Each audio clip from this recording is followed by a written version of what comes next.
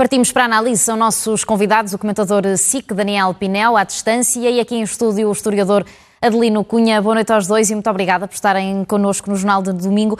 Começo por si, Adelino Cunha, e começamos precisamente pela evacuação de Azovstal, este complexo onde ainda permanecem mais de 1000 pessoas, apesar da retirada destas 100. É resultado da visita de António Guterres a Moscovo e a Kiev. Mesmo assim, como disse, ainda lá permanecem 1000 pessoas. Qual é o desfecho que se pode prever? Boa noite. De facto, parece-me que é um efeito direto da intervenção do secretário-geral da ONU neste processo. A questão que se coloca a António Guterres desde o início é o que é que ele pode fazer em concreto para criar um sentimento de possibilidade em relação aos corredores humanitários, mas também em relação ao processo de paz. Ele em Moscou foi bastante claro, conseguiu ser frontal com Putin e responsabilizá-lo pela invasão, e não foi inimigo naquilo que tinha que ser claro, de quem é que é a culpa da guerra. Depois em Kiev ficou um pouco ofuscado a sua visita devido àquele ataque um pouco também obsceno dos russos com a sua presença na cidade.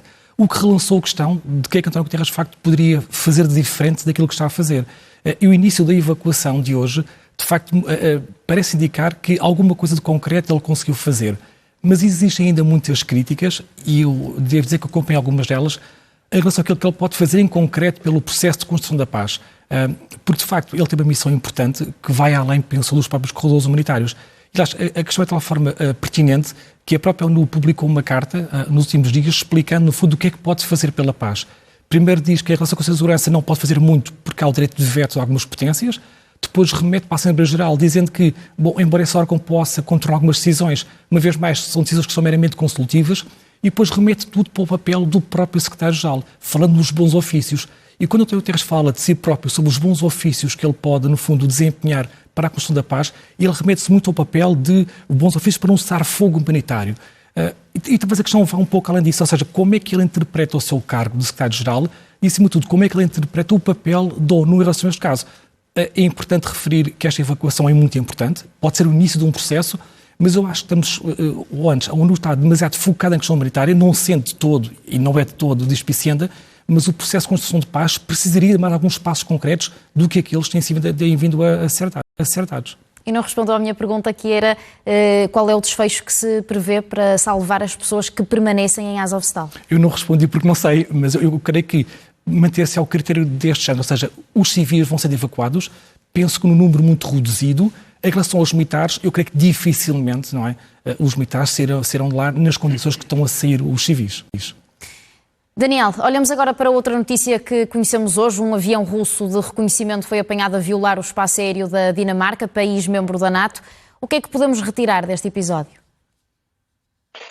Podemos retirar deste episódio que a Rússia está mais uma vez a sinalizar o seu profundo desagrado com os desenvolvimentos geopolíticos que estão a advir desta guerra que começou, nomeadamente a questão da adesão de países como a Suécia e a Finlândia. Neste momento já é praticamente seguro que ambos os países vão, no decurso de semanas e não de meses ou de anos, entrar na NATO, numa reversão particularmente importante da sua posição de neutralidade, a posição sueca de neutralidade e a posição finlandesa ainda mais importante, dada a enorme fronteira estratégica que tem com a Rússia, e portanto o que isto vai fazer é essencialmente tornar, enfim, se quisermos, o Báltico um lago, um mar interior da NATO, e vai, entre outras coisas, dificultar o acesso da Rússia a espaço aéreo e espaço marítimo à volta da Península Escandinava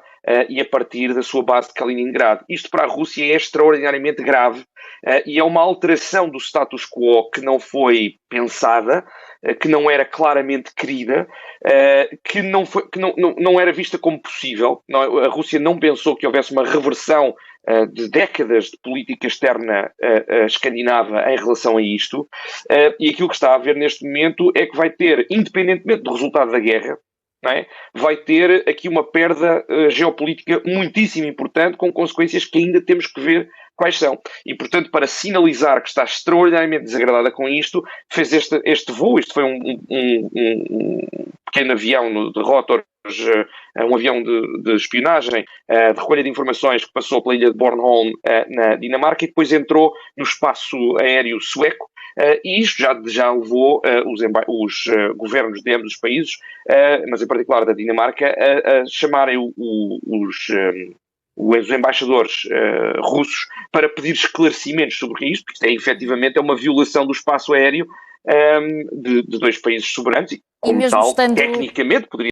E mesmo estando neste papel de transgressor, Adelino Cunha, a Rússia mantém um papel de intransigência. Ainda ontem o ministro dos Negócios Estrangeiros russo, Sergei Lavrov, avisou a NATO e os Estados Unidos para não enviarem mais armamento para a Ucrânia se estão interessados realmente em resolver o conflito no país. Como é que analisa esta certa atitude de impunidade por parte da Rússia? Nós temos muito a percepção de que isto começou tudo ontem, ou seja, que ontem foi de repente. Na verdade, há um antecedente que talvez que seja muito importante, aliás, como o Daniel frisou agora, tem a ver com uma célebre cimeira da NATO em Bucareste, quando a NATO dá as boas-vindas ao início do processo de adesão à organização da Ucrânia, numa fase em que, na altura, é verdade que houve reservas da parte da Alemanha e da França, mas ficou com a declaração final dando as boas-vindas tanto à Geórgia como à Ucrânia.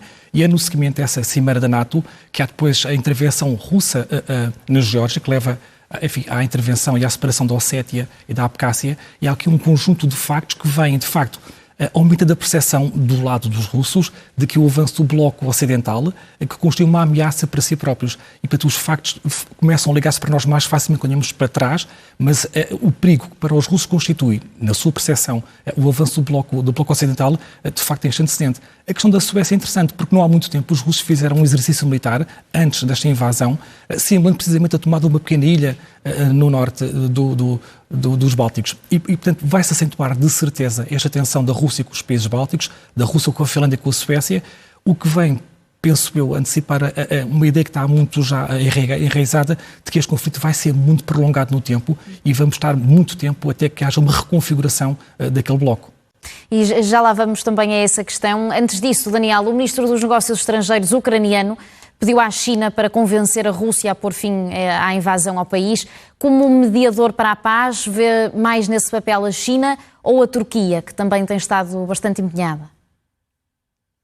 Bem, a Turquia tem tido, do ponto de vista, estávamos a falar da ideia dos bons ofícios, a Turquia como mediador no sentido de promover um espaço neutro e a capacidade de haver encontros de alto nível tem sido útil, mas a Turquia está numa posição geopolítica extremamente delicada como guardiã dos Estreitos do Bósforo. Já tomou um passo, depois de muita pressão da NATO, de fechar os Estreitos do Bósforo e dos Dardanelos à passagem de navios militares russos, o que é, digamos, já qualquer coisa de muito grave do ponto de vista diplomático para a Turquia, mas a Turquia não tem verdadeiramente poder, está demasiado dependente tanto da Rússia como da Ucrânia do ponto de vista comercial e militar para ter e tem relações, se quisermos, equidistantes com os dois, mas não tem poder para constranger aqui o agressor, não tem poder para mudar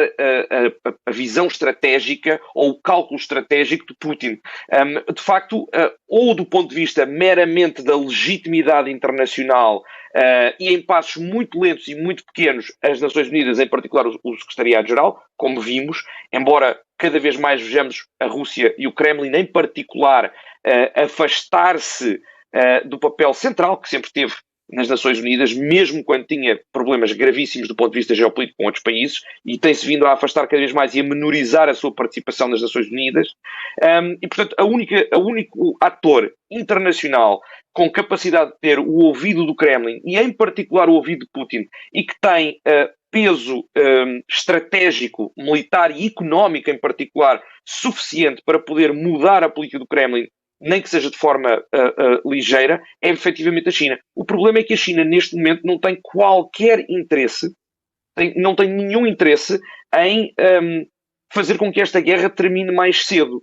Tem muito interesse em manter-se como um ator tipo fiel da balança, que faz declarações a dizer é muito importante a ordem internacional, é muito importante o respeito pelo direito internacional, a integridade territorial dos Estados, mas, ao mesmo tempo, não se pondo totalmente ao lado da Rússia, não tem nenhum interesse em ajudar o Ocidente, porque a China, como a Rússia, são países revisionistas da ordem internacional. O que querem é uma ordem internacional diferente, que não esteja liderada pelos Estados Unidos, em primeiro lugar, mas que não tenha um peso fundamental dos países ocidentais, em particular da NATO. Aquilo que a China quer é se quisermos, uma divisão do bloco ocidental entre os Estados Unidos e a União Europeia e uma menorização do papel da NATO e um papel mais multilateral em que a China e a Rússia tenham um papel mais importante no resto do mundo.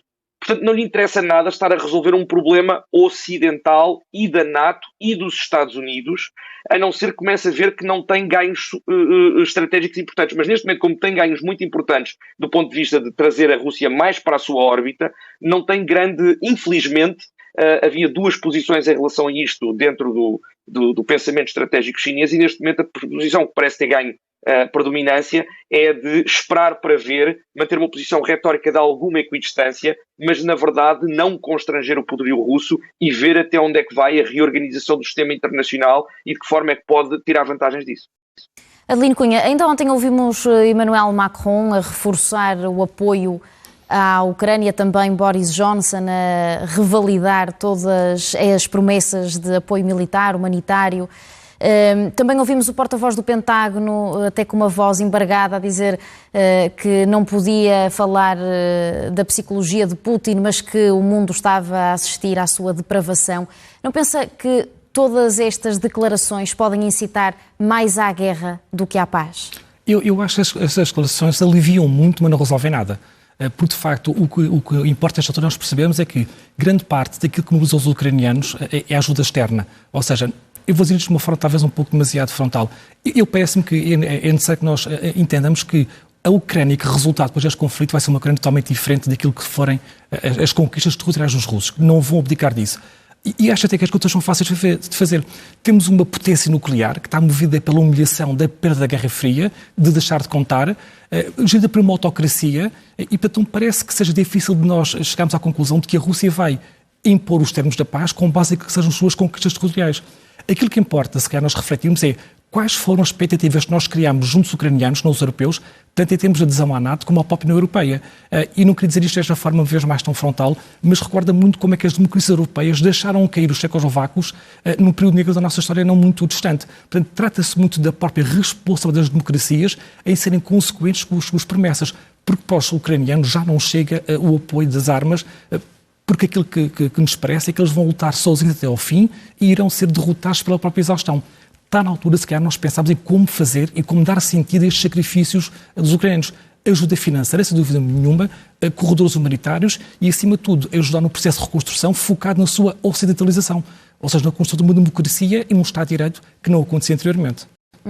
Daniel, o Papa Francisco hoje também descreveu a guerra na Ucrânia como uma regressão macabra da humanidade. É possível os dois lados ainda fazerem cedências para ambos salvarem a face? É possível saírem os dois com essa face salva? É possível, não vai ser possível obtendo todos os objetivos estratégicos que querem. Obviamente que a Ucrânia não vai conseguir recuperar a Península da Crimeia e pelo menos alguns dos territórios do Donbass. Isso não vai ser possível. A Ucrânia, apesar da enorme ajuda, tanto do ponto de vista de armamento, agora armamento pesado, ofensivo, drones, etc., tem tido apoio de partilha de informações estratégicas extraordinariamente importante para as vitórias que tem tido, mas não consegue, do ponto de vista ofensivo, com facilidade, retomar cidades e retomar territórios, certamente não aqueles onde há uma presença militarmente muito mais vasta russa, nomeadamente no caso da Crimeia. Portanto, esses territórios vai ter que os deixar. O problema é assumir isso perante a sua própria população, o que será uma decisão profundamente impopular e mesmo que seja referendada, não há nenhuma garantia de que ela seja apoiada pelo povo ucraniano numa ordem política pós-conflito. Número 1. Número 2. Do ponto de vista russo, sim, de facto há maneiras de sair de forma mais ou menos airosa, quer dizer, do ponto de vista político, geopolítico, genérico, a Rússia já perdeu em grande parte os seus objetivos, porque tudo aquilo que esperava que não acontecesse ou que não queria que acontecesse, na verdade aconteceu a nível da União Europeia, a nível da NATO, a nível dos Bálticos, a nível da Escandinávia, a nível da Suíça, a nível dos Estados Unidos, a nível de uma série de coisas, do Conselho de Segurança, uma série de coisas. Portanto, já perdeu politicamente a guerra. Agora, pode ganhar para a audiência doméstica ainda ter uma hipótese de salvar a face. Agora, a questão é, neste momento, parece-me que ambos os lados continuam apostados em determinar o sucesso de negociações, portanto, continuam a acreditar que podem haver negociações e que vão haver negociações, mas que o seu sucesso é ditado pelas vitórias que tiverem agora no terreno.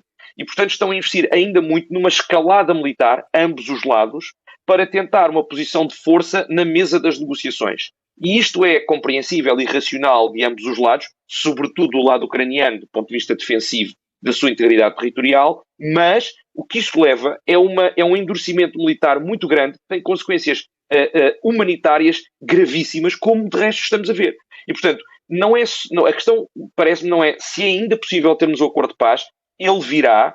A questão é quando é que ele virá e que custo é que isso terá para ambos os lados, mas em particular para os civis ucranianos. Daí a urgência de termos mais iniciativas de construção da paz, não no sentido de não dar aos ucranianos escolhas ou de lhes dizer que eles têm que se render, mas de tentar entender que os custos daquilo que estão a ter versus os ganhos que vão ter negociais talvez não sejam suficientes para justificar um endurecimento. Até porque, como estamos a ver, há sempre a possibilidade ou o risco de haver um alargamento ou um alastramento do conflito a outros países. Nós não queremos de maneira nenhuma que haja um conflito com países nada. E ainda queria ouvir o Adelino Cunha, que estava a tirar notas enquanto Daniel Pinel falava de Adelino.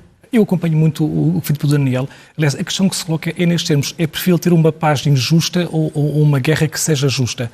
E vai ter que se começar a falar, de facto, a sair deste processo em definitivo. Talvez eu possa enfocar a forma como os próprios bolcheviques resolveram a saída da Primeira Guerra Mundial, quando tomaram o poder na Rússia. A prioridade deles era, primeiro, estabilizar o país e negociar o que foi a chamada paz obscena. Ou seja, entregaram parte dos seus territórios, a Bielorrússia, a Ucrânia, etc., às potências dominantes. E depois recuperaram novamente esses territórios. Eu sei que isto, de forma, parece demasiado frontal, mas se calhar devemos pensar em negociar a chamada paz obscena para garantir de uma vez por todas que se para este massacre e para que se possa construir o processo de paz, que essa deve ser a minha prioridade, penso eu. Adelino Cunha, Daniel Pinel, é todo o tempo que temos. Muito obrigada aos dois por terem estado connosco neste Jornal de Domingo.